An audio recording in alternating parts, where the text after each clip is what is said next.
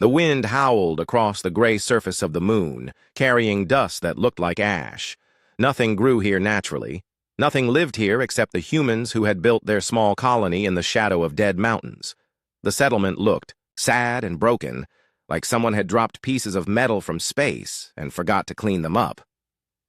Kim Tae-ho stood at the window of his small office, watching the morning shift workers walk between the domed buildings. Their shoulders were bent forward like they were carrying heavy weights. Some of them limped. All of them looked tired. This was Terra 7, and everyone in the galaxy knew it was humanity's biggest failure. The colony had only 847 people. Most colonies had thousands. Most colonies had shiny buildings and flying cars. Terra 7 had old domes that leaked air and ground vehicles that broke down every other day. The hydroponic farms barely grew enough food. The water recyclers made strange noises. The power generators shut down when the wind blew too hard. Tae-ho remembered when he first arrived 3 years ago. The transport ship captain had looked at him like he was crazy. "You sure you want to get off here?" the captain had asked. "This place is dying. Give it another year and they'll abandon it completely." But Tae-ho had gotten off anyway. He had nowhere else to go. The Martian plague had taken his wife and daughter. Earth Defense Force had given him a choice after that. Take command of Terra 7 or retire with full honors. He chose Terra 7 because he wanted to disappear, and this was the best place in the galaxy to do that. Park So-young knocked on his door and walked in without waiting. She never waited. She was the chief engineer, a small woman with grease under her fingernails and worry lines around her eyes. She carried a tablet that showed red warning lights. "The water recycler in Dome 5 is acting up again," she said, "and the main power coupling is making that sound." "What sound?" Tae-ho asked, though he already knew. "The sound that means it's going to explode soon." So-young set the tablet on his desk. "I can fix it, but I need parts. Real parts, not the junk they send us." Tae-ho looked at the tablet. Everything was breaking down. Everything was always breaking down. "Make a list," he said. "I'll see what I can do." So-young laughed, but it wasn't a happy sound. "You always say that. Then Earth sends us broken parts from ships that crashed 50 years ago." She picked up her tablet and headed for the door. "But I'll keep fixing things. That's what I do." After she left, Tae-ho walked through the colony. He did this every day. He told himself it was because a good administrator checks on his people. Really, he did it because he felt guilty. These people had trusted him to lead them, and he was leading them nowhere. In the security office, Lee Dong-woo was cleaning an old plasma rifle. He was the security chief, which was a fancy title for someone who watched 12 volunteers with mining equipment. Dong-woo had been a real soldier once. He had medals from the border wars. Now he spent his days checking locks and making sure the drunk miners didn't fight each other. "Any trouble last night?" Tae-ho asked. Dong-woo shook his head. "Same as always. Nothing happens here. Nothing ever happens here." He held up the rifle. "This thing is older than my grandfather. If pirates ever show up, we might as well throw rocks at them." Tae-ho wanted to say something helpful, but he had no helpful words. Terra 7 had no real defenses. They had no military ships. If anyone decided to attack them, they would lose in minutes. In the medical center, Yoon Ji-ho was treating a miner who had cut his hand on a broken tool. Ji-ho had been a surgeon on Earth before volunteering for Terra 7. Now he spent his days patching up minor injuries and wishing he had better equipment. "How's our patient?" Tae-ho asked. "He'll live," Ji-ho said, wrapping the miner's hand with clean bandages. "But this is the third accident this week. The tools are getting old. Everything here is getting old." The miner, a quiet man named Oh Kyung-soo, nodded as he tested his bandaged hand. "The cutting laser started sparking yesterday. Might want to tell So-young to look at it." He was one of the farmers who worked in the hydroponic domes. Like everyone else, he did several jobs to keep the colony running. In the communications center, Bae Soo-jin sat surrounded by screens and blinking lights. She was young, maybe 25, and she had volunteered for Terra 7 because she wanted adventure. What she got was 8 hours a day listening to empty space. "Anything interesting today?" Tae-ho asked. "Same as always," Soo-jin said. "Shipping reports from the trade routes, news broadcasts from Earth. A diplomatic message from the Centauri colonies about grain prices? She spun her chair to face him. Oh, and the Galactic Council sent another inspection report. Taeho's stomach dropped. What did they say? Sujin pulled up the message on her screen. They're concerned about our low population growth and resource efficiency. They think we might not be viable long-term. She paused. They used the word failure 6 times. Taeho stared at the message. The Galactic Council was a collection of alien species that govern trade and settlement rights. To them, humans were the new species, still proving themselves worthy of respect. Terra 7 made humans look weak and incompetent. They want to send observers next month, Sujin continued, to evaluate whether Terra 7 should continue to exist. Taeho felt tired, bone-deep tired. Send them a standard reply. Tell them we welcome their evaluation. He walked back to his office slowly. Through the windows, he could see Choi Hae-won working on a broken transport vehicle. She was the colony's main mechanic, a woman who could fix anything with enough time and spare parts. But even she couldn't fix everything forever. Outside Dome 3, a group of children played a game with magnetic stones. Their parents watched from nearby benches, talking quietly about water rations and work schedules. These people had followed him to the edge of nowhere, and he was failing them. Taeho sat down at his desk and looked at the colony status reports. Red warnings everywhere. Systems failing, supplies running low, morale dropping. Terra 7 was dying slowly, and everyone knew it. But as the twin suns set behind the mountains, painting the sky a deep purple, Taeho allowed himself a small smile. Tomorrow would bring new challenges. More broken equipment, more worried faces, more reports about how Terra 7 was humanity's greatest embarrassment, and that was exactly how it was supposed to be. 3 days after the Galactic Council's message, Bae Soo-jin picked up something strange on her long-range sensors.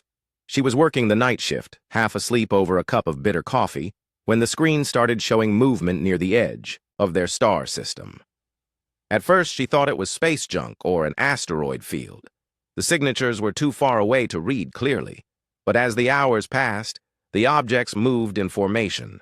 Asteroids didn't move in formation. Ships did. Soo-jin enhanced the signal and felt her heart skip a beat. 12 large objects moving fast toward Terra 7. The computer identified them as military vessels, but the design was unfamiliar.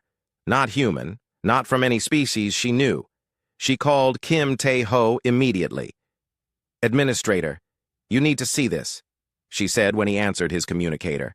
Tae-ho arrived at the communications center 15 minutes later, still putting on his jacket. His hair was messy from sleep, and he looked annoyed until he saw Soo-jin's face. "What is it?" he asked. "Ships," Soo-jin said, pointing at her screen. 12 of them, military class. They'll be here in 2 days. Tae-ho stared at the display. The ships were big, much bigger than anything Terra 7 could handle. "Any identification signals?" "None that our computer recognizes." Soo-jin pulled up another screen. "But I've been cross-referencing the hull designs with the alien ship database. I think they might be Vorthak." Taeho's blood turned cold. Everyone in the galaxy knew about the Vorthak. They were a warrior species that conquered weak worlds and sold the survivors as slaves. They had been expanding their territory for decades, but they usually stayed far from human space. "Are you sure?" he asked. 70% match on the hull configuration," Soo-jin said, "and the formation pattern matches reports from worlds they've attacked before." Taeho sat down heavily in a chair. Terra 7 had no real defenses. Their security force had 12 people and 3 working weapons. The colony's ships were cargo haulers and mining craft. Against 12 Vorthak warships, they might as well surrender immediately. "Send an emergency signal to Earth Defense Command," he said. "Tell them we need immediate assistance." Soo-jin was already working on the message. "It'll take 6 days for help to arrive, even if they send their fastest ships. And the Vorthak will be here in 2 days." Taeho rubbed his temples. He felt a headache coming on. "Keep monitoring their approach. Let me know if anything changes." Far away in space, War Prince Thek Morvac stood on the bridge of his flagship, watching the human colony grow larger on his screens. The young Vorthak was eager to prove himself in battle. This would be his first independent command, his chance to earn glory and respect among his people. The colony looked pathetic. Intelligence reports said it had fewer than 1,000 inhabitants, and almost no defenses. The humans who lived there were described as farmers and miners, weak creatures who spent their time growing food and digging in dirt. "Is this really worth our time?" asked Ship Captain Vec Nalar, Thek Morvak's second-in-command. "These humans barely qualify as prey." Thek Morvak bared his fangs in what Vorthak considered a smile. "Every warrior must begin somewhere. These soft mammals will be good practice for my troops." The Vorthak had studied humans for years. They were physically weak compared to Vorthak warriors. They had slow reflexes and poor night vision. Their weapons were primitive, and their battle tactics were defensive rather than aggressive. Most importantly, they seemed to value individual lives over victory, which made them easy to defeat. "How many slaves do you expect to take?" Vec Nalar asked. "All of them," Thek Morvak said. "The healthy ones will work in our mines. The weak ones can serve as household labor. The young ones will grow up as proper servants." On Terra 7, word of the approaching ships spread quickly through the colony. People gathered in small groups, talking in worried whispers. Some suggested they should evacuate immediately. Others wanted to hide in the mining tunnels and hope the aliens would pass by. Park So-young found herself surrounded by engineers and maintenance workers, all asking what they should do. She tried to stay calm, but her hands were shaking as she checked their defensive systems. "The plasma cannons are offline for maintenance," she told them. "The energy shields haven't worked properly in months. And our communication array can barely reach the next star system." One of the younger workers, a man named Han Su, looked terrified. "Maybe we should just surrender. I heard the Vorthak sometimes spare people who don't fight back." "They don't spare anyone," said another worker. "They take slaves. That's what they do." Li Dongwu gathered his security team in their small armory. The 12 volunteers looked at their equipment and then at each other. Most of their weapons were mining tools that had been modified for security use. They had 3 real plasma rifles, 2 shock batons, and a box of explosive charges meant for clearing rock. "This is what we have," Dongwu said, gesturing at the weapons. "This is what we'll fight with." A young security officer named Jae Min picked up one of the plasma rifles. "Sir, these things are 40 years old. Half the time they don't even fire." "Then we'll make them fire," Dongwu said. "We're not going down without a fight." But even as he spoke, Dongwu knew they had no real chance. 12 Vorthak warships could destroy the colony from orbit without even landing troops.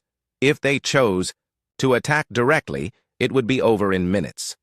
In the medical center, Yoon Ji-ho was preparing for casualties. He organized his supplies and made lists of what he would need: bandages, pain medication, surgical tools. He tried not to think about how many people might be hurt or killed. Choi Hai-wan was in the vehicle bay, working frantically to repair their few remaining transport craft. If they needed to evacuate quickly, every working vehicle would be important. Her tools felt heavy in her hands as she thought about the approaching warships.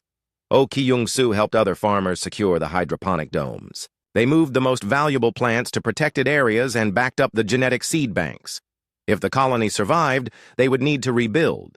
If it didn't, at least the plant varieties might survive for other human colonies. As night fell on, Terra 7 Kim Tae-ho stood alone in his office looking out at the colony lights. People were still working, still trying to prepare for what was coming.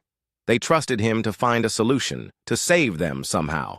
But Tae-ho had no solution. In 36 hours, the Vorthak fleet would arrive. Terra 7 would fall, and its people would become slaves or worse. The galaxy would barely notice. Another failed human colony, gone and forgotten. He activated his personal communicator and sent a coded message to Earth Defense Command. Not a request for help this time, but a final report. A record of what had happened, so someone would know. Outside his window, the colony continued its daily routine. People went about their work as if tomorrow would be just another day, as if they weren't all about to face the most dangerous species in the galaxy with nothing but determination and obsolete equipment. Tae-ho allowed himself one more moment of despair, then straightened his shoulders. Tomorrow would bring the Vorthak. fleet, but tonight his people still needed their administrator to be strong. The Vorthak fleet dropped out of hyperspace at the edge of Terra 7's star system like 12 metal sharks smelling blood in the water. Their ships were dark and angular, covered in weapon ports and armor plating that looked like scales. War Prince. Thekmorvac stood on his command bridge, watching the pathetic human colony grow larger on his screens. From space, Terra 7 looked even worse than the intelligence reports had suggested. The domes were small and scattered. The landing pads were empty except for a few cargo haulers. No defense satellites, no military installations, no signs that these humans could fight back at all. "Open a communication channel to the colony," Thekmorvac ordered. "Let us see how these mammals react to proper warriors." On Terra 7, Bei Sujin's communication console erupted with warning signals as the alien fleet entered sensor range. The ships were massive, each one 10 times larger than anything in the colony's small fleet. Their weapon signatures showed enough firepower to turn the moon's surface into glass. "Administrator," Sujin called over the colony's emergency channel. "They're here." Kim Tae-ho rushed into the communications center, followed by the other department heads. Park So-young wiped grease from her hands on a dirty cloth. Lee Dong-woo carried one of their few working plasma rifles. Yoon Ji-ho had his medical kit ready for casualties. They all looked terrified. The main screen flickered to life, showing the face of War Prince Thekmorvac. The Vorthak's head was larger than a human's, covered in thick scales that shifted from dark green to black. His eyes were yellow with vertical pupils like a snake. When he opened his mouth to speak, rows of sharp teeth gleamed in the bridge lighting. "Humans of the weak colony," Thekmorvac said, his voice deep and rough like grinding stone. "I am War Prince, Thekmorvac of the Vorthak hegemony. You have the honor of being my first conquest." Tae-ho stepped forward, trying to keep his voice steady. "This is Administrator Kim Tae-ho of Terra 7 Colony. We are a peaceful settlement with no military value. We request that you leave our system immediately." Thekmorvac laughed, a sound like rocks falling down a mountain.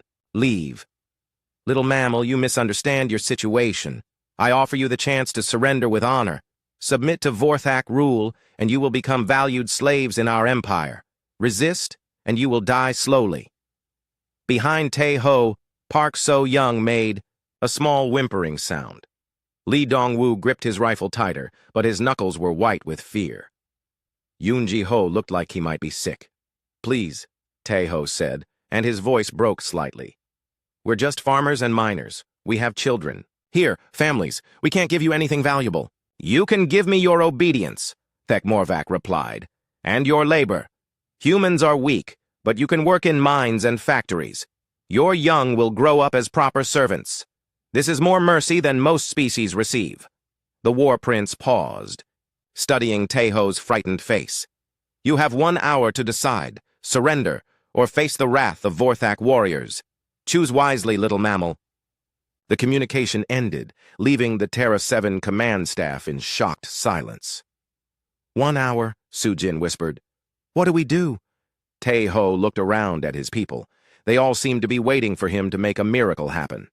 To find some way. To save them from an enemy they had no hope of defeating. "Get me a colony-wide channel," he said finally. Sujin's fingers moved over her controls. "You're connected to everyone, sir." Tae-ho took a deep breath. "People of Terra 7, this is your administrator. As you know, we are facing an attack by hostile alien forces. The enemy has given us 1 hour to surrender or be destroyed." He paused, choosing his words carefully.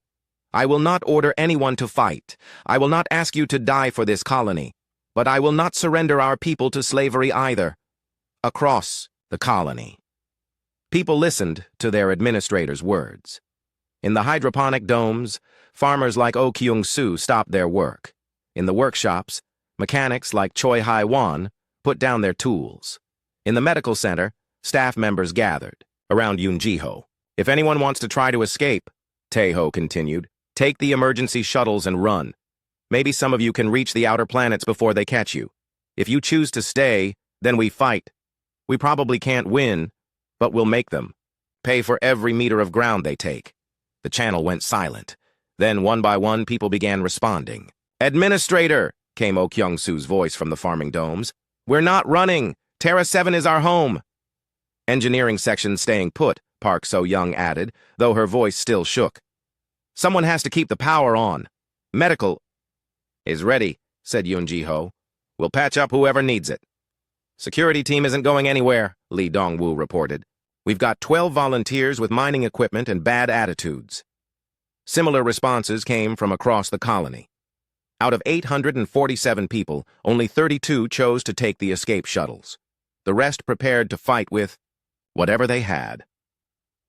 On his flagship, War Prince Thek Morvac watched the small shuttles launch from the colony and disappear into space. He let them go. Chasing down individual humans wasn't worth his time, and their escape would spread word of his victory to other human worlds. The mammals are running, Ship Captain Vec Nalar observed. Some of them anyway. Let them go, Thek Morvac said. Fear spreads faster than ships. When other human colonies hear what happened here, they will surrender without a fight. As the hour deadline approached, Thek Morvac opened communications with Terra 7 again.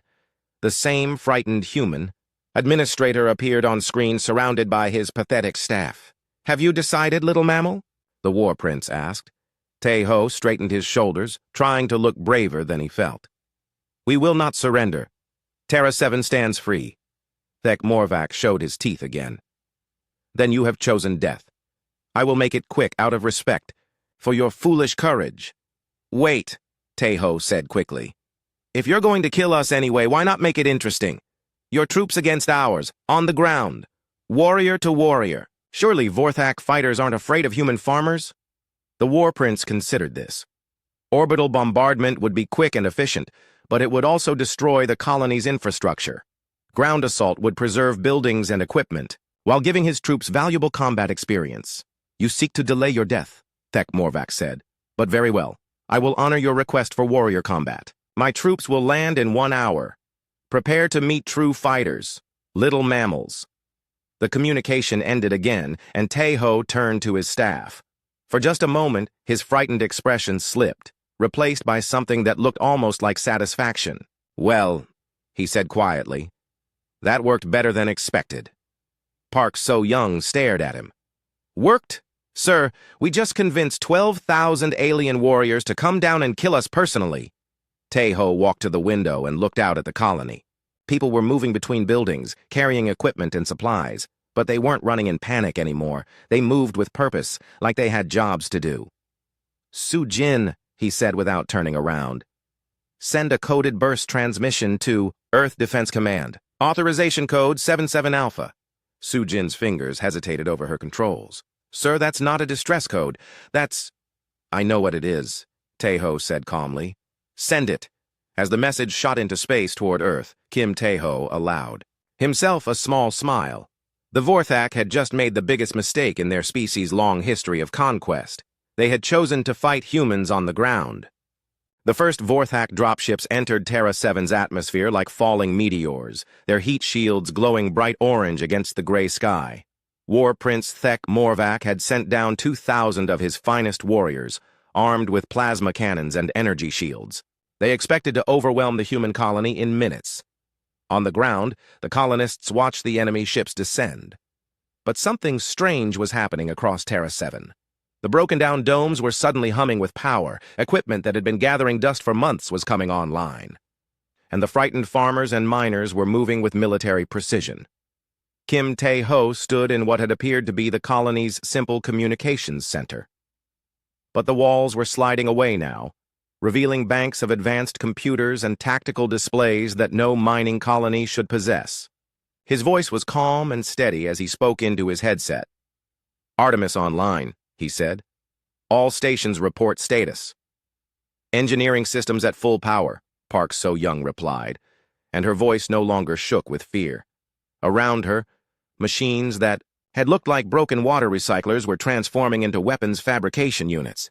Defensive grid activated. Adaptive armor production beginning.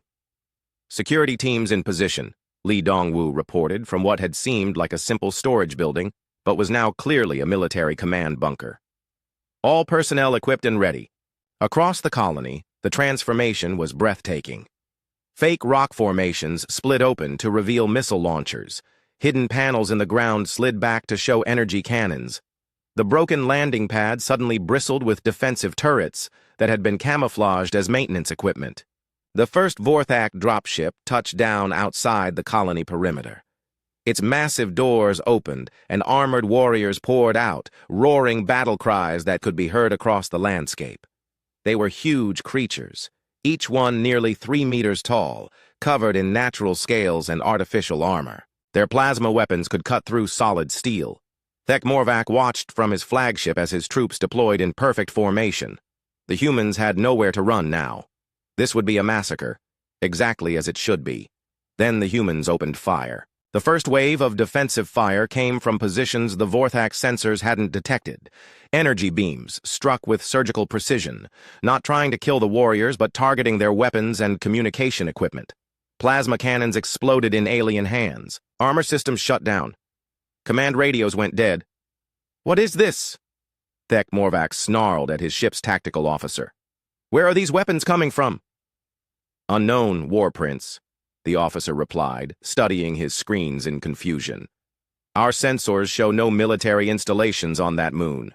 On the ground, the second Vorthak dropship tried to land near the colony's main domes, but Oh Kyung-soo, who had spent 3 years pretending to be a simple farmer, activated a concealed artillery system. The shells weren't explosive. Instead, they released electromagnetic pulses that disabled the dropship's engines and forced it to crash land safely. "Prisoners, not casualties," Oh Kyung-soo said into his radio. "We want them alive for questioning."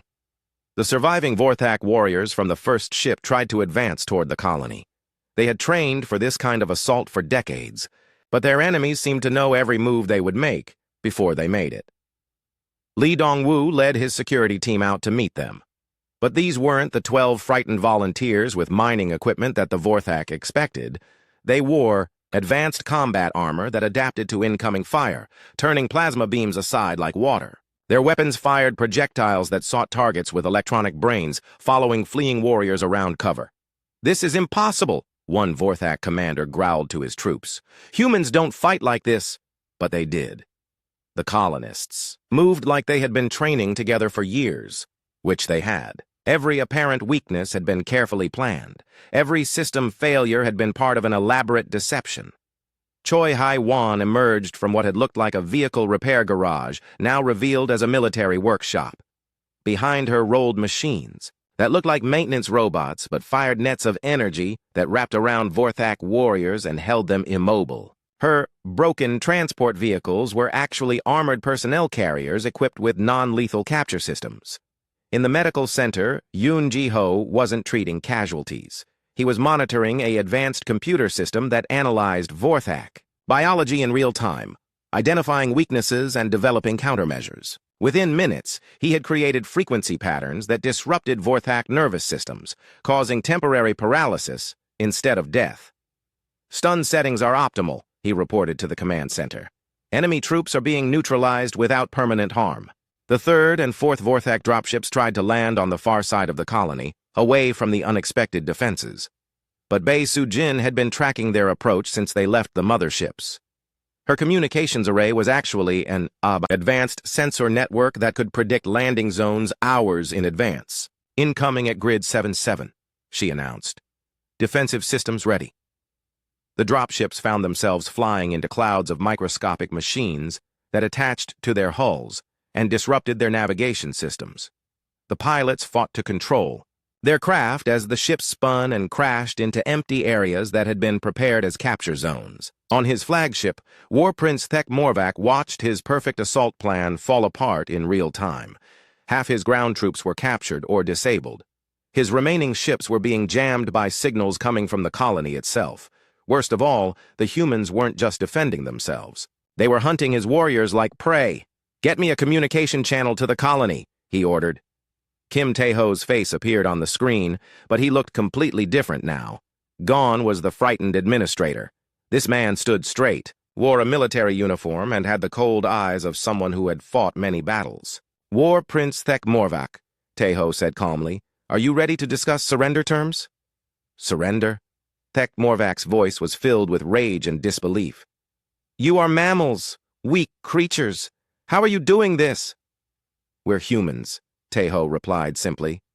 And you made the mistake of thinking that meant we were helpless. Behind him, displays showed the tactical situation. Every Vorthak dropship was down. Every warrior was either captured or disabled. The entire assault force had been neutralized without a single human casualty. This is impossible, Thek Morvac repeated. Our intelligence said you were farmers and miners. We are farmers and miners, Taeho said. We're also soldiers, engineers, scientists, and strategists. But mostly, we're humans who don't like being threatened. The War Prince tried one last, desperate move. I still have 8 ships in orbit. I can destroy your colony from space. No, Taeho said quietly. You can't. On Thek Morvac's tactical display, warning lights began flashing. His remaining ships were reporting system failures. Navigation computers were being overridden. Weapon systems were powering down. Engine cores were going into safety shutdown. What have you done to my fleet? The War Prince demanded. Park So-young's voice came over the communication channel, cheerful and professional. Oh, that would be the computer virus we uploaded during your first transmission. It's been spreading through your ship networks for the past hour. Nothing permanent, just a temporary shutdown of all military systems. Thek Morvac stared at the screen in shock. In 15 minutes, his entire invasion force had been not just defeated, but captured. His proud warrior fleet was helpless, floating dead in space around a moon he had thought was defenseless. How? He whispered. Taeho smiled, and it wasn't a nice expression. War Prince, let me introduce you to Terra 7, also known as Project Looking Glass, also known as humanity's advanced combat testing facility. The communication channel expanded to show the entire colony. The broken domes were transforming into gleaming research facilities. The empty landing pads were filling with military spacecraft that had been hidden underground. Hundreds of people in military uniforms were emerging from concealed bunkers. We've been waiting for someone like you, Taeho continued. Someone aggressive enough to attack what looked like an easy target. Congratulations, War Prince. You and your warriors are about to become very valuable research subjects. Thek Morvac's world had turned completely upside down in 15 minutes. The weak human colony had been a trap. The frightened farmers had been soldiers, and the Vorthak hegemony's finest assault force had just become prisoners of war to a species they had considered inferior. Impossible, he said one more time, but his voice was barely a whisper. Welcome to Terra 7, Kim Taeho said. Population, 847 humans and 2,000 new Vorthak guests. 3 hours after the battle ended, War Prince Thek Morvac sat in a holding cell that looked more like a comfortable room than a prison. The walls were clean white metal, and he had been given water and food that his species could eat. But the doctor was sealed with technology he didn't recognize, and he knew he wasn't going anywhere. Kim Taeho entered the cell carrying a tablet and wearing his real uniform. The human looked tired but satisfied, like someone who had finished a difficult job well. How are you feeling, War Prince? Taeho asked, sitting down across from the alien commander. Thek Morvac stared at him with yellow eyes full of confusion and anger. You deceived us. The intelligence report said Terra 7 was a failing colony. The intelligence reports were correct, Taeho replied. Terra 7 would be a terrible colony. Lucky for us, we never intended it to be a colony at all. He activated his tablet, showing Thek Morvac images of the transformed settlement. What had looked like broken domes and failed equipment was now clearly revealed as the most advanced military research facility in human space. Project Looking Glass, Taeho explained. We've been working on it for 5 years. The goal was simple. Create a facility that could test humanity's defenses against alien aggression. We needed to attract real enemies, study their tactics, and develop countermeasures. So you pretended to be weak, Thek Morvac said slowly. We pretended to be exactly what predator species like yours would want to attack. A small, defenseless settlement with no military value, perfect for a young war prince looking to earn his first victory. Outside the holding area, Yoon Ji-ho was conducting medical examinations of the captured Vorthak warriors. But these weren't ordinary medical checks. He was studying their biology, their technology, their weapons and armor. Every piece of information was being recorded and analyzed. Fascinating, he said to his assistant as he examined a Vorthak plasma rifle. The power cell design is completely different from our weapons. And look at this armor plating. It's grown, not manufactured. These aren't just warriors. They're living weapon systems. In the communications center, Bei Sujin was having the time of her life. She had access to 12 Vorthak warships and all their computer systems. Every database, every tactical manual, every piece of technology was being copied and studied. "Administrator," she called to Taeho over the intercom, "you need to see this. The Vorthak have detailed files on dozens of species they've conquered, battle tactics, weaknesses, even economic data. This is incredible intelligence." Park So-young was equally excited in the engineering sections. The captured Vorthak equipment was more advanced than anything humans had seen before. Energy shields, plasma weapons, faster-than-light communication systems. Each piece was being carefully disassembled and studied. "If we can reverse engineer even half of this technology," she told her team, "human military capabilities will advance by decades in months." But the most important work was happening in the research labs deep beneath the colony. Oh Kyung-soo, who had revealed himself as a former Earth Defense Force intelligence officer, was interrogating Vorthak prisoners. Not with torture or threats, but with careful questions and psychological analysis. "Tell me about your expansion plans," he said to a captured ship captain. "Which worlds are you targeting next?" The Vorthak warrior tried to stay silent, but the humans had developed very effective methods for gathering information. Soon they had complete intelligence on Vorthak military strength, territorial boundaries, and future attack plans. Lee Dong-woo was coordinating with Earth Defense Command, sending detailed reports about everything they had learned. But he was also preparing for the next phase of the operation. "Sir," he said to Taeho, "Earth Command wants to know if we're ready for Phase 2. Taeho nodded. "Tell them yes. We have everything we need." Phase 2 began that evening. Bei Sujin used the captured Vorthak communication systems to send a message across their empire's territory. But it wasn't a ransom demand or a threat. It was simply a recording of the 15-minute battle. The message showed everything: the Vorthak fleet arriving in overwhelming force, the colony appearing helpless and defenseless. Then the sudden reversal as Terra 7 revealed its true nature and completely destroyed the invasion force. Within hours, the recording was spreading across Vorthak space. Warrior commanders who had planned attacks on human territories watched in shock as their most elite troops were defeated by creatures they had considered prey. But the message didn't stop with the Vorthak. Sujin sent copies to every major power in the galaxy: the Centauri Republic, the Rigel Confederacy, the Vegan Trade Union. Every species that might have considered humans weak received the same simple message. Terra 7 had been humanity's weakest colony, and it had just destroyed a Vorthak war fleet in 15 minutes. The response was immediate and dramatic.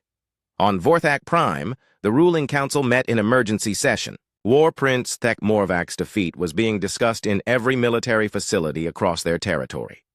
Young warriors who had dreamed of easy victories against human settlements were suddenly asking for transfers to safer duties. "Perhaps," suggested one elder council member, "we should reconsider our expansion toward human space." Similar conversations were happening on dozens of worlds. The Krillian Empire, which had been planning raids on human trade routes, quietly canceled their military preparations. The Nexus Syndicate, notorious for attacking isolated colonies, decided that human settlements might not be as isolated as they appeared. But the biggest reaction came from the Galactic Council itself. Ambassador Velthara of the Centauri Republic requested an immediate meeting with Earth's diplomatic mission. When the human ambassador arrived, she found herself facing not just the Centauri representative, but delegates from 20 different species. "We need to discuss the Terra 7 incident," Velthara said carefully. "Our intelligence services are concerned." The human ambassador, a diplomatic woman named Sarah Chen, smiled politely. "What concerns you, Ambassador?" "If Terra 7 was your weakest colony," another delegate said, "what capabilities do your stronger settlements possess?" Chen's smile didn't change. "I'm sure I don't know what you mean. Terra 7 is simply a mining and agricultural facility. But everyone in the room knew better now. If humanity's most pathetic failure could destroy a Vorthak war fleet, what could their real military installations accomplish?" Back on Terra 7, Kim Taeho was completing his final reports. The test had been more successful than anyone had hoped. They had captured advanced alien technology, gathered intelligence on multiple hostile species, and sent a message that would protect human space for decades. Phase 3 is ready to begin, he said to his staff during their evening briefing. Earth Command is sending us new personnel and equipment. We'll be expanding the facility. What's Phase 3? Park So-young asked. Taeho activated a holographic display showing star maps with dozens of marked locations. We're going to build more Terra 7s, facilities that look like struggling colonies but are actually military research stations. We'll place them at strategic locations throughout human space. Bait, Lee Dongwoo said with understanding. Exactly. Any species that wants to test humanity's defenses will find plenty of apparently weak targets. And every attack will teach us more about our enemies while demonstrating our real capabilities. Outside the command center, Choi Hai-wan was working on a new project. Using captured Vorthak technology, she was building improved versions of their defensive systems. The next Terra 7 facility would be even more effective. As the days passed, reports came in from across the galaxy. Planned attacks on human settlements were being canceled. Trade negotiations that had stalled for years were suddenly moving forward. Species that had ignored humanity were now requesting formal diplomatic relations. The message was clear. Humans might appear weak, but appearances could be very deceiving. War Prince Thek Morvac, still in his comfortable cell, had become the galaxy's most famous military failure. But he was also becoming something else, the first alien commander to truly understand what humanity was capable of when threatened. Your people are very clever, he admitted to Taeho during one of their conversations. We're survivors, Taeho replied. We've learned to use every advantage we can find, including the advantage of being underestimated. As Terra 7 began its new mission, Kim Taeho looked out at his transformed colony with satisfaction. They had proven that humanity's greatest weakness could be turned into its greatest strength. And across the galaxy, potential enemies were learning a valuable lesson. Never attack Earth's feeblest colony, because it might not be feeble at all.